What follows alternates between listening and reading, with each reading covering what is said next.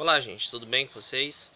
Bem, a gente tem visto nesses últimos dias, né, a onda de protestos, né, um clima ali quase que de uma revolução mesmo, no Equador, né, e até em outros países da América Latina, né. O que está acontecendo, gente, né, é, é aquilo. Existiu uma quebra do, vamos dizer assim, do contrato social que foi feito, né, pelo que a gente chama de democracia, né, que é uma falsa democracia, evidentemente, mas que, de certa forma, dentro desse modelo, ainda faziam alguns benefícios sociais, algumas coisas que mitigavam os problemas crônicos dos países da América Latina, né? Não solucionava de jeito nenhum. Então, durante esse período, né, o grande capital se conformou com isso.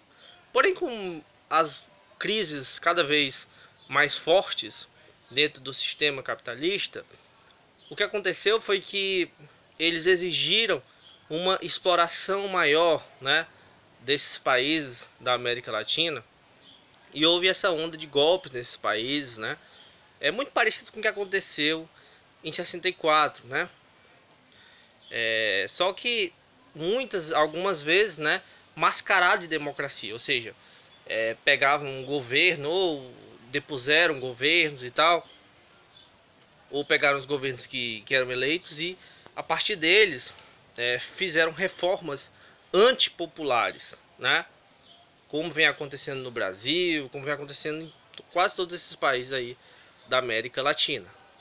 E no Equador, agora recentemente, foram feitas reformas desse tipo, elevaram os preços do combustível absurdamente, entre outras medidas, todas elas antipopulares, todas essas medidas neoliberais e aprovadas pelo FMI, ou seja, né, são coisas que beneficiam o grande capital. Isso está bem óbvio, né?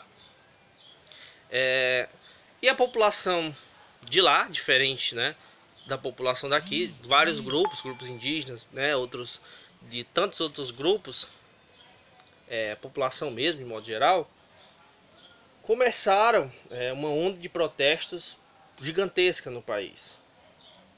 E a repressão do governo em relação a esses protestos vem sendo absurdamente radical, vamos dizer assim, né?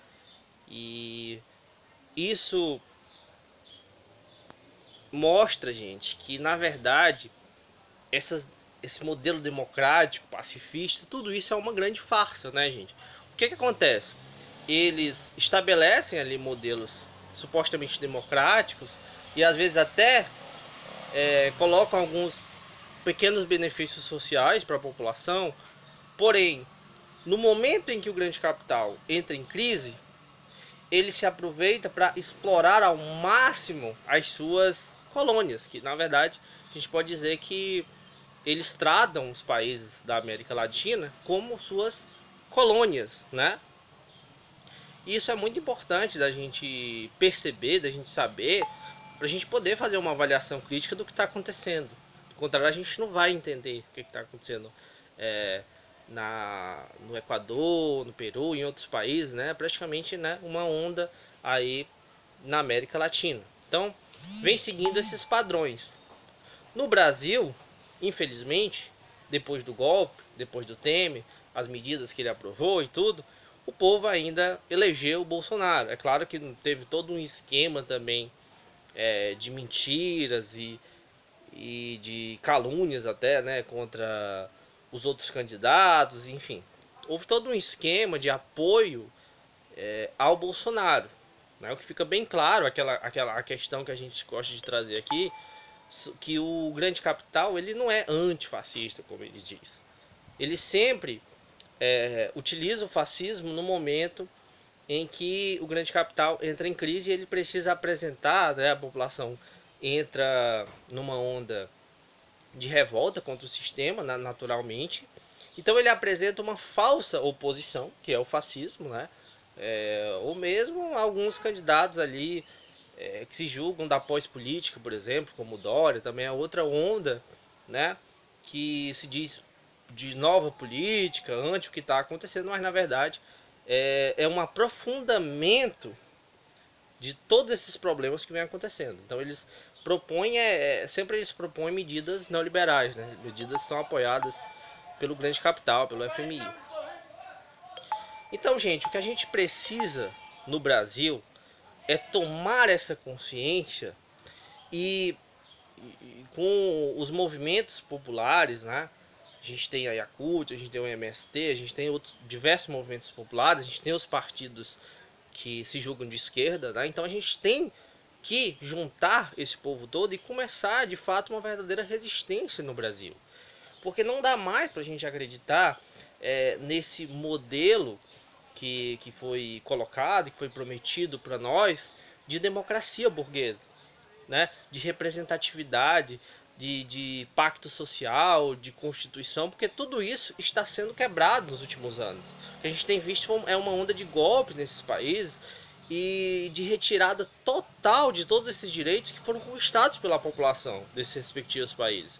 Essa população lutou ardosamente contra os modelos passados, né, as ditaduras e tudo mais, para poder estabelecer um modelo que representasse as vontades populares, a vontade de todos esses grupos. E não é isso que vem acontecendo. O que vem acontecendo é um modelo que vem favorecendo cada vez mais as pequenas elites desses países e principalmente o grande capital estrangeiro. Por isso, toda essa onda de privatizações, e isso também vem acontecendo aí lá no Equador e outros países, e naturalmente a gente vem está acontecendo no Brasil. Porém, no Brasil, diferente do Equador, que vem mostrando que o povo lá resiste de verdade, né? Não tem medo, vai à luta. A gente deve também, né, se conscientizar no Brasil e começar a organizar uma verdadeira resistência. Não dá mais para acreditar nesse modelo. Não importa se você, eu era uma pessoa democrática, mas a gente não tem democracia. Existem duas coisas que eu acho que são essenciais para uma verdadeira democracia. Uma delas, né, é evidente, que é a questão da representatividade do povo no poder, o povo ter seus anseios ali representados no poder, coisa que não tem. E uma outra coisa também, gente, é a autonomia dessas nações, né? É necessário que essas nações elas decidam por si, né? Porque o povo elege o seu governo. Então, a partir do momento que as nações de outros países interferem de modo significativo na economia, na política desses países, o que está acontecendo é uma retirada dessa autoridade desse povo, dessa autonomia desse povo, né? Então isso é uma quebra também da democracia, né? Então a gente está vendo tudo isso acontecendo na América Latina. E a gente tem que realmente organizar uma verdadeira resistência contra tudo isso daí. Porque uma democracia ela precisa ser soberana. A soberania é uma coisa que está garantida na Constituição. E isso está sendo totalmente quebrado, né? Claramente. Então as estatais estão sendo entregues a preço de banana, né? Todo governo de direita na América Latina sempre faz isso. É uma cartilha que ele sempre segue, né? A gente viu isso com a FHC, viu isso com o Temer, viu isso com o Macri, vê isso com o Bolsonaro, vê isso com esse presidente do Equador. É uma coisa que eles sempre seguem, gente, porque eles não estão a serviço do seu povo, não estão a serviço do seu país, estão a serviço do grande capital, né? Dos Estados Unidos, principalmente. Então, gente, é necessário que a gente tome consciência disso e resista de verdade. Não fique com esse papinho de tentando mitigar o problema, porque toda pessoa que faz isso, cara, na prática, tá favorecendo, tá a favor de tudo que tá acontecendo aí. Então é necessário realmente a gente organizar uma frente de resistência, né? Sem ficar se importando com pequenas siglas, pequenas diferenças, porque isso atrapalha demais a gente. Atrapalha demais a gente. É uma hora de união em prol de uma verdadeira resistência. Então é isso, gente. Eu espero que vocês tenham gostado e até mais.